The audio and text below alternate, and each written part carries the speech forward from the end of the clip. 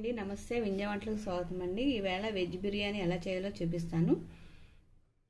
ముందుగా కుక్కర్ పెట్టుకొని ఆయిల్ పోసుకుందాం।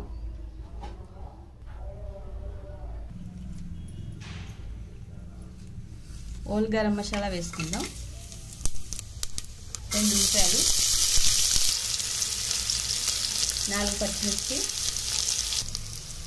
5 జీడిపప్పు పలుకులు, 1 స్పూన్ అల్లం వెల్లుల్లి పేస్ట్,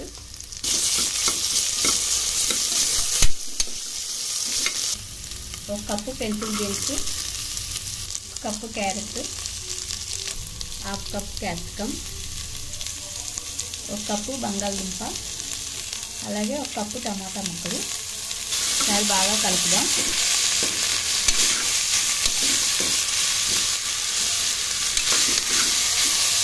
చూడండి ముక్కలు బాగా మగ్గినాయి కదా। ఇప్పుడు కొంచెం ఉప్పు అన్ని ముక్కలు పట్టేలాగా, పసుపు, అలాగే 1 స్పూన్ కారం,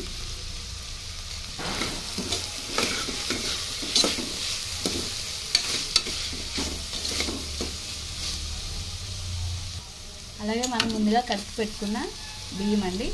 నార్మల్ రైస్ అండి, ఇది 2 గ్లాసులు తీసుకున్నాను।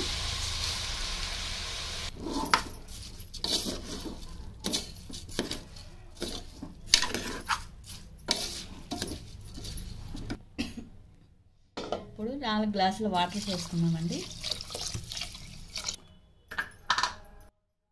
టేస్ట్ సరిపడగా సాల్ట్, ధనియాల పౌడర్ అండి। ఇప్పుడు కుక్కర్ మీద మూత పెట్టుకున్నాం।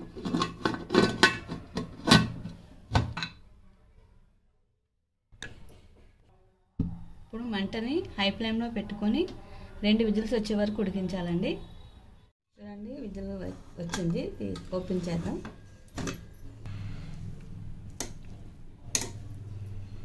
రెండు విజిల్స్కి బాగా ఉడికిపోయిందండి।